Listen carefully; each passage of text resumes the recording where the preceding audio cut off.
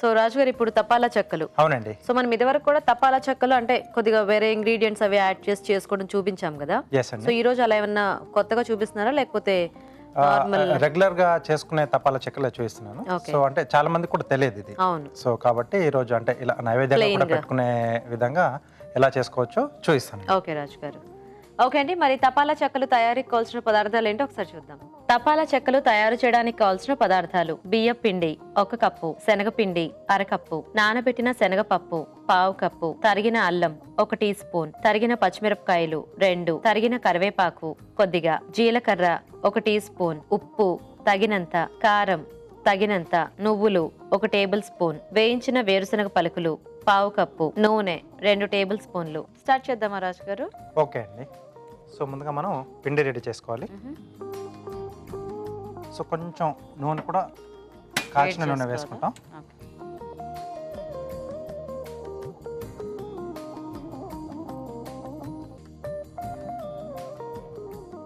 Water మామూలుగానేనా? కొంచెం వేడి నీళ్ళండి. పెట్టినా అయితే అటువైపు పెట్టేసండి. మరి అంటే ఎక్కువ మరిగినే కాకుండా కొంచెం గోరువెచ్చగా ఉంటే బాగుంటుంది. ఓకే. ఒక బౌల్లో బియ్య పిండి. ఓకే. ఈ తపాలా చెక్కల కంటే మామూలుగా నిల్వన్న బియ్య పిండి వాడొచ్చు రాజు గారు, లేకపోతే దీన్ని ఫ్రెష్గా ఏమైనా చేసుకోవాలా? 2 రకాలుగా కూడా చేసుకోవచ్చు. ఎలా అయినా. సో మన వీలుని బట్టి చేసుకోవచ్చు. సో దీంట్లో కొంచెం శనగపిండి. శనగపిండి కొంచెం మనకు ఆ టేస్ట్లో కొంచెం డిఫరెన్స్ తెలియడానికి యాడ్ చేస్తాం. సో అలాగే నానబెట్టిన పచ్చెనగపప్పు. సో అంటే జనరల్గా శనగపిండి వేస్తారా లేకపోతే ఉట్టి బియ్య పిండితోనే చేసుకుంటారా? బియ్య పిండితో చేస్తారు, కొద్దిమంది శనగపిండి కూడా యాడ్ చేస్తారు. ఓకే. అలాగే సన్నగా తరిగిన అల్లం,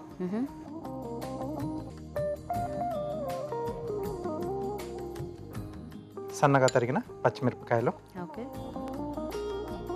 సో ఇలా ముక్కలుగా కాకుండా మనం అల్లం పచ్చిమిర్చి ఈ రెండు కూడా పేస్ట్ లా చేసి కూడా యాడ్ చేసుకున్నా ఆ టేస్ట్ కూడా చాలా బాగుంటుంది. సన్నగా తరిగిన కరివేపాకు అండి. ఓకే. కొద్దిగా జీలకర్ర, కొద్దిగా నువ్వులు. ఓకే. ఇది కట్టేయొచ్చేమో. కట్టేయచ్చు. వేయించిన వేరుశనగ పలుకులు. సో ఇది చాయిస్ అండి. రుచికి సరిపడా ఉప్పు,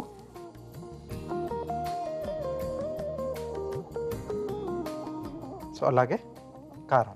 సో ఆల్రెడీ పచ్చిమిరపకాయలు కూడా వేసుకున్నాం కాబట్టి కారం చూసి యాడ్ చేసుకోవాలి. ఇప్పుడు ఉట్టి పచ్చిమిర్చి పేస్ట్ యాడ్ చేసుకుంటే మళ్ళీ కారపొడి వేసుకునే పని ఉంటుందా? అక్కర్లేదా? అక్కర్లేదు. అప్పుడు అక్కర్లేదు. ఓకే. ఒకసారి బాగా కలిపేసుకోవాలి. సో తర్వాత ముందుగా కాచిన నూనె. ఓకే.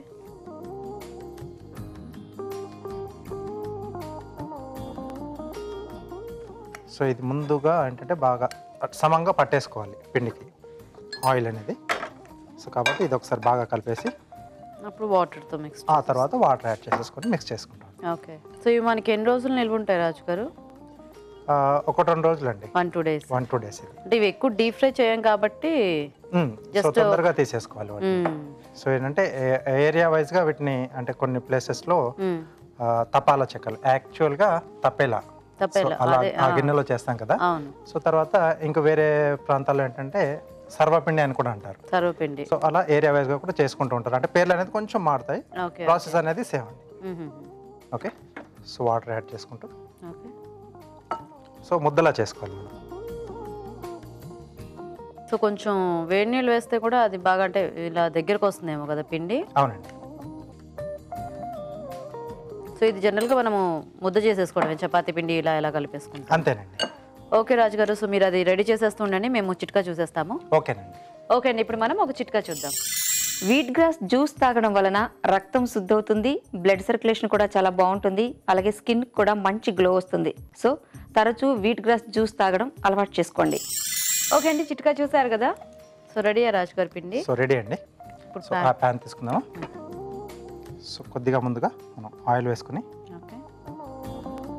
సో అంటే వేడి చేయకముందే సో ఈవెన్గా మనం కొంచెం ఇలా స్ప్రెడ్ చేసేసుకోవాలి. సో ఆ తపాలా లాంటివి ఉంటే ఇప్పుడు కూడా అంటే పల్లెటూర్లలో అలాగా వాటిలో చేసుకోవచ్చు. ఎస్ అండి. సో ఇక్కడ కూడా అంటే మనం ఇంట్లో కొంచెం ఆ తెల్లవి ఉంటాయి కదా రాజుగారు గిన్నెలు, అలాంటి వాటిల్లో అల్యూమినియంవి, సో వాటిల్లో చేసుకోవచ్చేమో కదా. చేసుకోవచ్చు అండి. సో లైక్ కూరలు వండుకునే ఉంటాయి కదా మనకి, గిన్నెలో చేసుకోవచ్చు, వాటిల్లో చేయొచ్చేమో.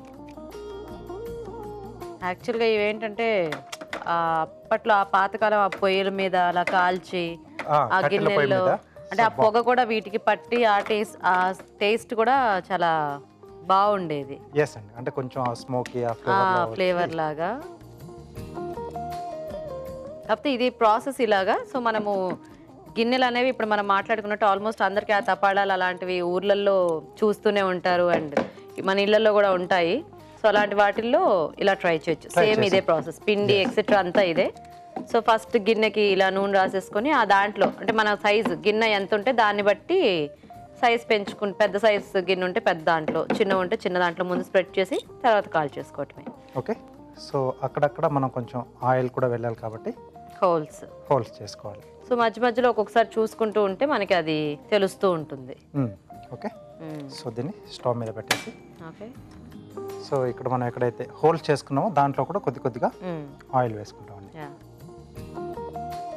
సో ఇది ఏమి సరిగ్గా అదే షేప్లో అలాగే రావాలని ఏం లేదండి, ఎందుకంటే తీసేటప్పుడు ఆబ్వియస్గా విరుగుతుంటాయి ఇలాంటివన్నీ. సో చిన్న చిన్న తపాళాల్లో చేసుకుంటే ఏంటంటే అది ఇంతే చెక్క వేస్తాం కాబట్టి ఈజీగా వచ్చేస్తుంది, తీసుకోవడానికి కూడా ఈజీగా ఉంటుంది.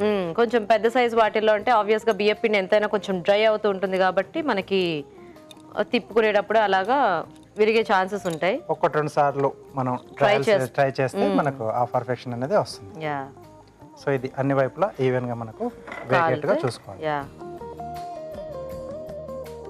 సో రెండు వైపులా మనం దీన్ని కాల్చుకోవాలి. ఓకే. సో ఇలా చేసుకున్న తర్వాత జస్ట్ అలా టర్న్ చేసేసుకోవాలి.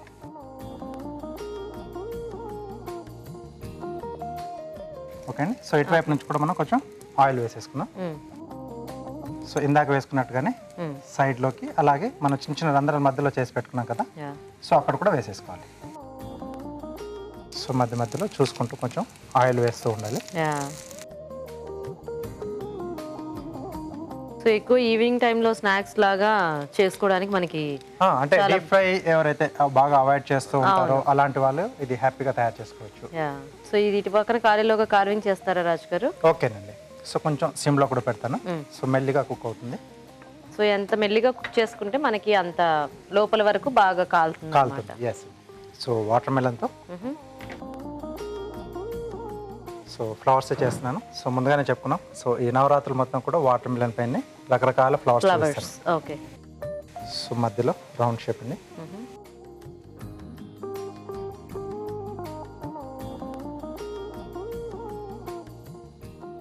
సో దీని చుట్టూతో ఇంకోటి రౌండ్.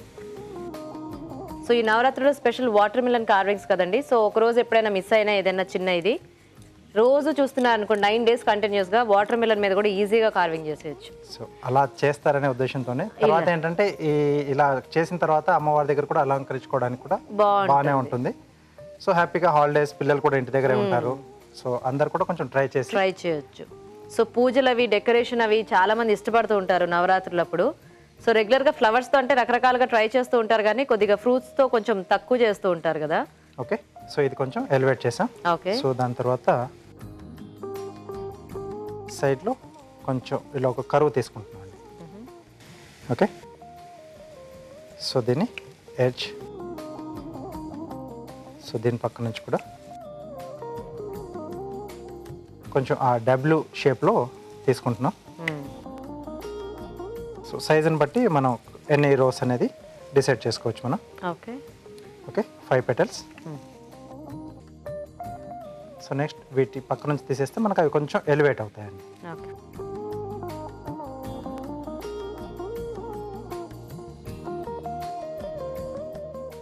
ఓకే. నెక్స్ట్ వీటి తర్వాత ఇంకొక రో వేస్తున్నాను. సేమ్ పెటల్ అనేది సేమ్ మనం అలాగే తీసుకోవాలి.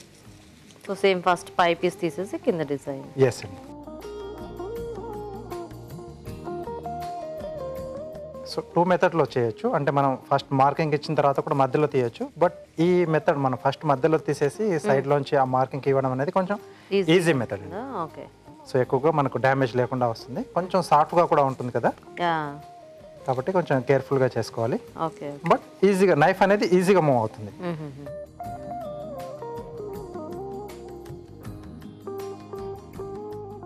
ఓకే. ఓకే. సో ఇక్కడ కొంచెం ఇలా స్లాంట్ లైన్స్ ఇస్తున్నాను. సో ఈ మధ్యలో అది కొంచెం వేరియేషన్ చూపిస్తున్నాం పెటల్స్లో. ఒకసారి తిరిగేసేద్దాం. So okay. సో ఒకవైపు కాలిపోయింది కదండి. సో రెండో వైపు కూడా మనం హ్యాపీగా ఫ్రై చేసేసుకుంటే మనకు తపాలా చెక్కలు ఈ కలర్ వస్తే మనకి అది బాగా కరకరలాడుతూ వస్తుంది. టేస్ట్ కూడా బాగుంటుంది. ఎస్ అండి. సో అయిపోవచ్చింది ఇది కొంచెం అయితే. సో ఇక్కడ ఆల్రెడీ నేను మార్కింగ్ ఇచ్చాను కదా, సో ఇది కొంచెం ఇక్కడ స్లాంట్ కట్ చేస్తున్నాం అండి. ఓకే. సో మొదట ఇచ్చిన లైన్ వరకు తీసేసుకుంటే ఈ పీసీ లైన్ వెళ్ళిపోతుంది. ఈ ఫ్లవర్ యాక్చువల్గా చాలా సింపుల్గా చేసుకోవచ్చు కదా. చాలా సింపుల్గా చేసుకోవచ్చు. అంటే కొద్దిగా ఏంటి కత్తి తిప్పేటప్పుడు కొంచెం అటు ఇటు అయినా కూడా, అంటే ఆ ఫ్లవర్ పెటల్స్ అనేవి ఇలా కొద్దిగా అటు ఇటు కర్వ్ టైప్లో ఉన్నాయి కాబట్టి కొంచెం షేప్ మిస్ అయినా టర్నింగ్ అనేది కొంచెం స్లోగా చేసేసుకుంటే మనకు ఈజీగా వచ్చేస్తుంది. నైస్ రాజు గారు. Okay. So flower wow ready. చూసారు కదండి, చాలా సింపుల్గా చేసుకోవచ్చు. సో ట్రై చేయండి మీరు కూడా. ఓకే. సో ఇది కూడా రెడీ అయిపోయింది. తీసేద్దామా? తీసేద్దాం.